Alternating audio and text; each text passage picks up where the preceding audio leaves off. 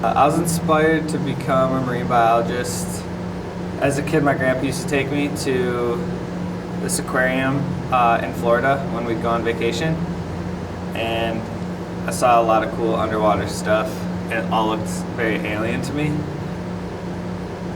A typical day at work here at Discovery World starts with you come in and check your tanks to make sure everything's running normally and there's no problems with it.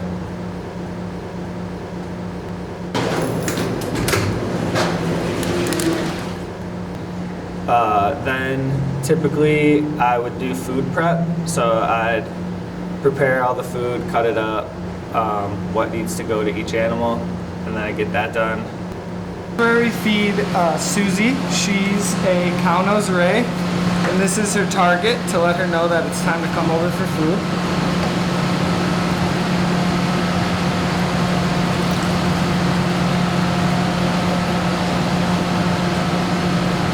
And if you see, she's already up at the side right here.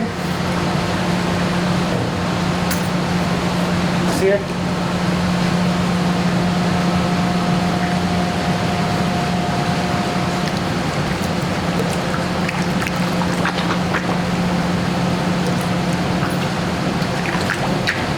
That's Susie. She's the cow-nose ray. We just fed her.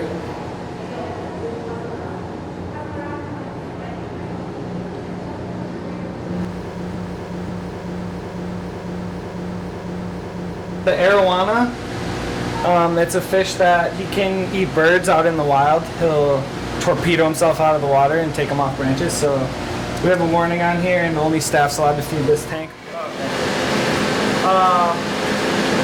So I'm the tender of the dive. There's a spotter outside. If anything goes wrong, I can talk to the diver. If I need to get in and perform like an emergency rescue, I can do that. My top 3 favorite species in the ocean are probably, I have to go with corals number 1 because they're just like the system I studied. A lot of people don't know that it's an animal. They have mouths and they can feed. So that's got to be number 1. Number 2 is probably an octopus because it's very intelligent and totally different from us. Like its brain is, decentralized in its body and just wild creature. And then probably jellyfish. And I think the common thing with all of these 3 species is that the fact that they're so alien compared to stuff on the surface, and I just think that's really cool.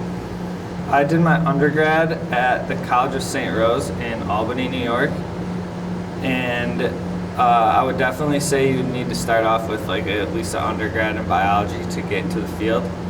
And I think so many people want to get into this field that it helps to just do some research, like volunteer research, and help out with a project. See if you like it, because like scuba diving and field work isn't for everybody.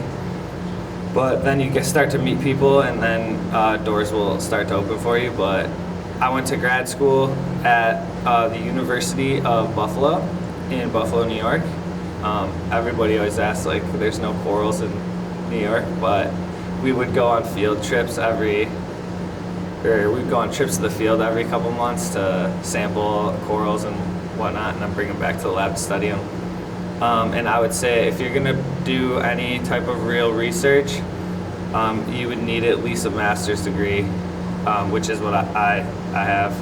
But if you want to run your own lab at a university, you're gonna have to get a PhD. I just feel like a lot of people in Milwaukee don't know that there is a aquarium inside Discovery World, so if you ever have a free day, come check it out. There's a lot of other stuff here too, in terms of like science displays and whatnot, so it's a cool place.